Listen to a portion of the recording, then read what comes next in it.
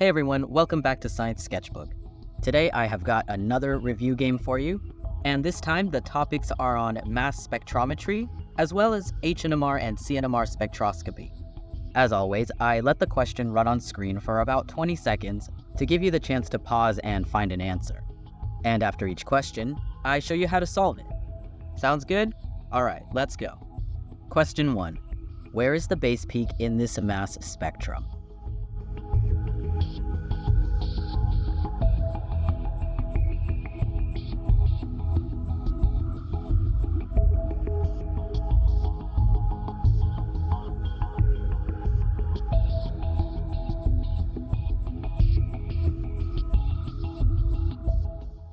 Yep, the answer was B. So for this answer and the following questions, let me give you a brief reminder on interpreting a mass spectrum. So, on the y-axis, you have the relative intensity, also labeled as absorbance. On the x-axis is the mass-to-charge ratio. So basically all that means is that all these lines relate to the mass of different fragments, with their height indicating how abundant each one is. So for this question, in a mass spectrum, the base peak is the tallest peak. That's why B was the answer. Now, some other important peaks include the M+ or molecular ion peak, the M+1 peak, and the M+2 peak. You'll find out more about these in the following question. Question 2. Where is the M+ peak in this mass spectrum?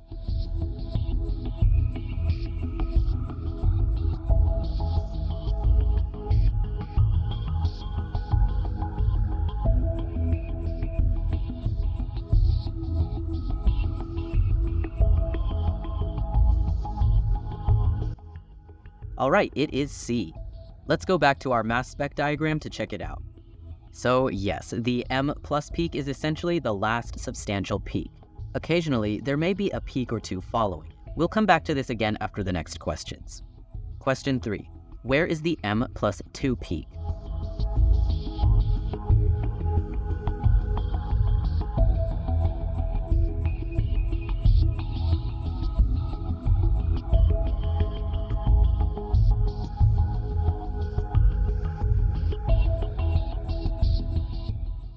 Yeah, for this one, it was none of them.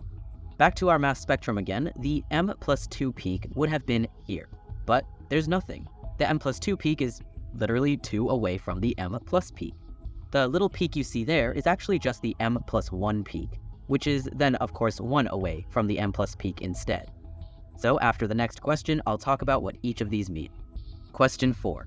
What does the M+ peak indicate in a mass spectrum?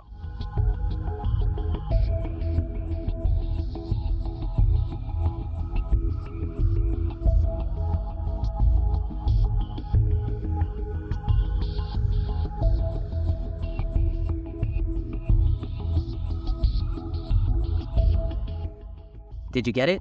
Yep, it is viewed as the mass of the full molecule before fragmentation. So that last substantial peak thus corresponds to the mass of the original full molecule. Now that everything is accounted for, let me remind you of what those other major peaks signify. The base peak, or tallest peak, corresponds to the mass of the most common fragment formed. Alright, let's look back down here at M+1. Usually we've got our normal C12 carbons, but this little peak signifies the presence of C13 isotopes for the molecule. And finally, M+2, which is not present in this molecule, but it would indicate the presence of halogens like bromine and chlorine. So that peak would be here, 2 away from the M+ peak, and that is a full summary of interpreting a mass spectrum for you. Let's head on to the next question. Question 5. How many hydrogen environments are present in this H-NMR spectrum?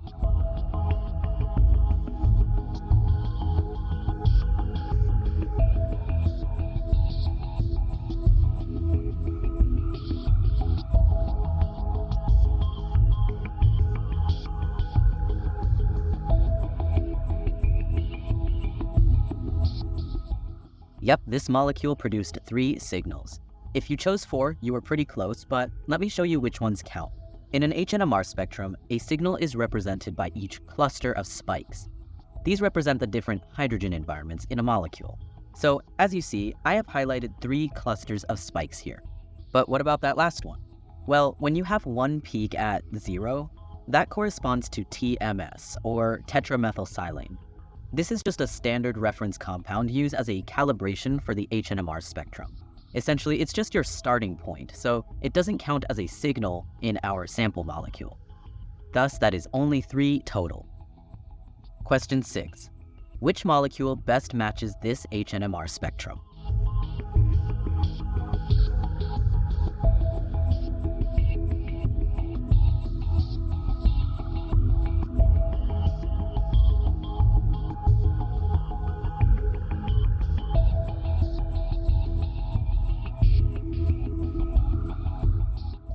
So, the answer here was ethyl ethanoate.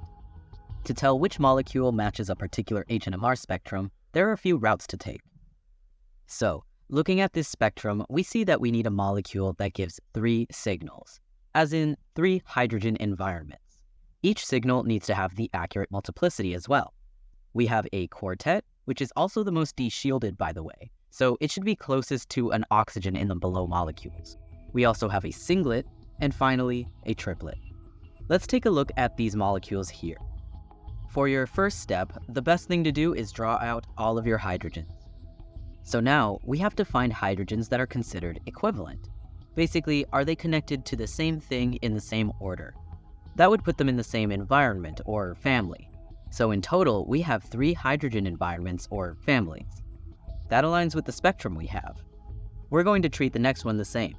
Just look for those unique hydrogen groups. That's 4 signals total. So that molecule is out. Once again, find those groups. And this one has 2. This one can't be a match either. And finally, let's check this last one. Once again, it's not symmetric, so our methyl groups are different signals. And we have those 2 hydrogens there that are a separate signal as well. That is 3 total. So, look at these. We have 2 molecules with 3 signals. So to decide between these, we want to see if the multiplicity or splitting patterns match the spectrum too. To do this, you can use the n+1 rule, where n is the number of neighboring individual hydrogens, and the +1 there just accounts for the family of reference. So for example, for that pink cloud family on the first one, this is our +1 for reference, and it is immediately next to just one individual. So 1 + 1 is a doublet. For the blue triangle, it is next to 3 individuals on the left and 3 on the right. Well, what about up here? Well, you can't actually split through oxygen. It blocks the view, so you just can't count that hydrogen on the other side. So it's just 3 + 3 + 1. So that's a septet. And finally for this one, our family is the green square and we can't split through that oxygen still, so it's just a singlet, 0 + 1. Of all the signals, the singlet here, by the way, would be the most deshielded because it's immediately bonded to that oxygen, something more electronegative. Let's check that other molecule. Once again, we've got our +1 as the pink cloud family. It has 0 neighboring hydrogens, so it's a singlet. Our blue square there is next to 3 individuals, so 3 + 1. That's a quartet.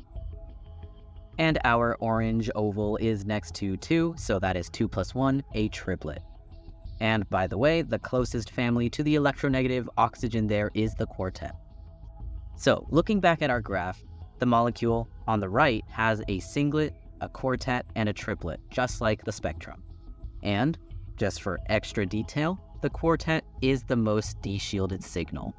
That's why our answer was ethyl ethanoate. Question 7. In an ethane molecule, there is only one H-NMR signal. What is the integration of that signal?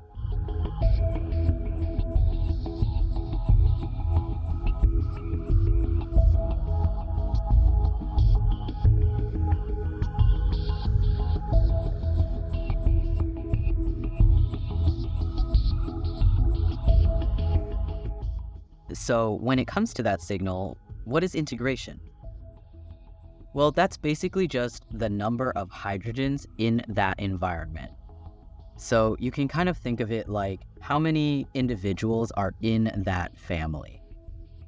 So if we count up all of the individuals in this blue circle family, we've got 6 family members. Question 8. True or false? The closer a hydrogen environment is to an electron withdrawing group, the more shielded it is.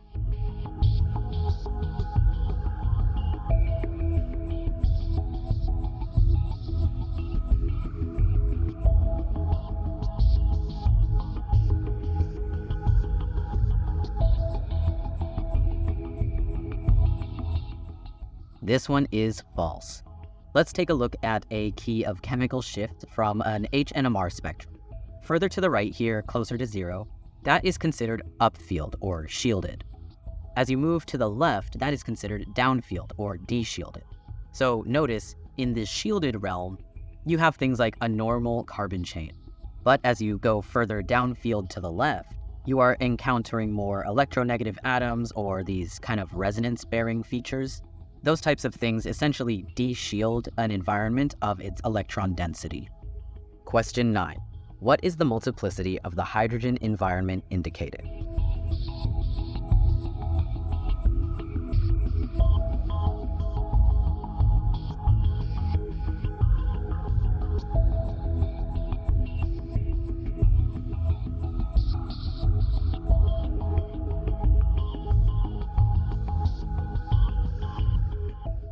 If this molecule looks familiar, we did do it earlier.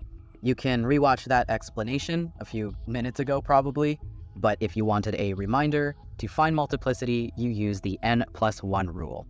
This is where n equals the number of individuals neighboring an environment, and the +1 just accounts for the family of reference. So, for this blue triangle family, there are 3 individuals on the left and 3 individuals on the right. And remember, you can't split through oxygen. Basically just view it as this void or black hole that you can't go through and nothing can come out of. So no splitting with that particular hydrogen. So add up all of those neighboring hydrogens that counted, plus the 1, and you get 7 or a septet. Question 10. How many H-NMR signals would this molecule produce?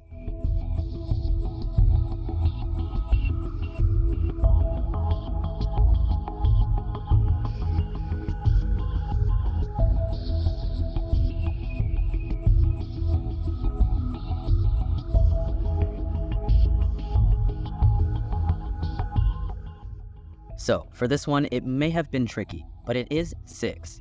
Once again, to count the signals or environments or families, whatever you want to call them, the best place to start is to draw in all of your hydrogens. We're going to apply some of those same principles as earlier. Just basically check, are the hydrogens connected to the same thing in the same order? But also consider, are the hydrogens seeing the same things?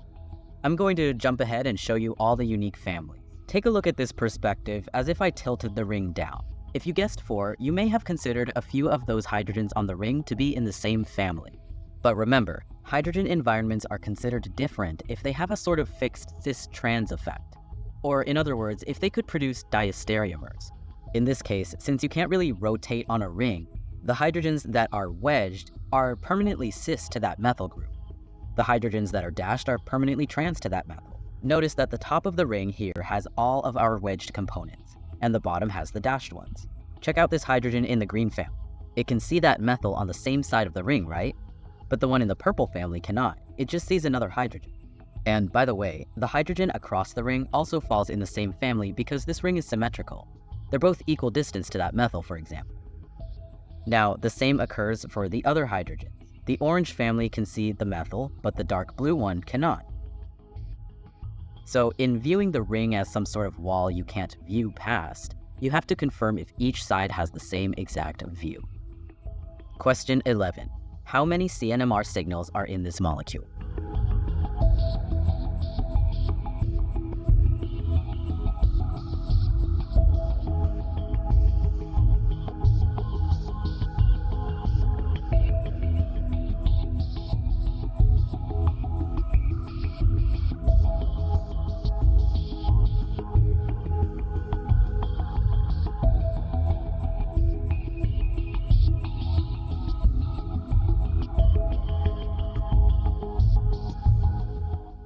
For this one, there is 6. Let's take a look. So for CNMR, just as a reminder, if there is no hydrogen on a particular carbon, it's no problem.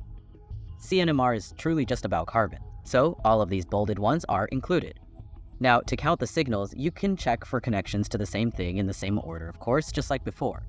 But look, there's kind of a weird symmetry here, almost in a yin-yang type way.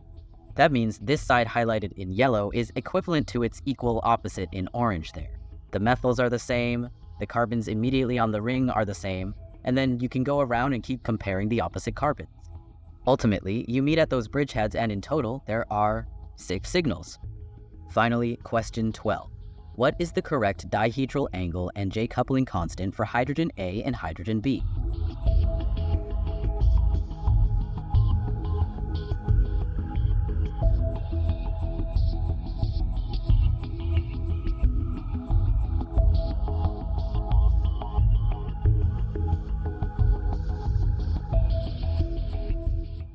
So for this one, you could either take a memorization route, or you might be given an analytical method to use. So take a look. We have this chair here, and a Karplus curve showing the relationship between that dihedral angle, or angle that the hydrogens are spread apart by, and the J coupling constant in Hertz. So looking at hydrogen A and hydrogen B, they are indeed staggered at about 60 degrees apart. So on the x-axis, find 60 degrees, and then go to the left, and it is at about 3.5 Hertz. So at 60 degrees, 3 to 5 Hertz was accurate for the answer. What if the angle was different? Well, look at this new hydrogen C I add. That is straight down versus the straight up hydrogen A. That's 180 degrees apart.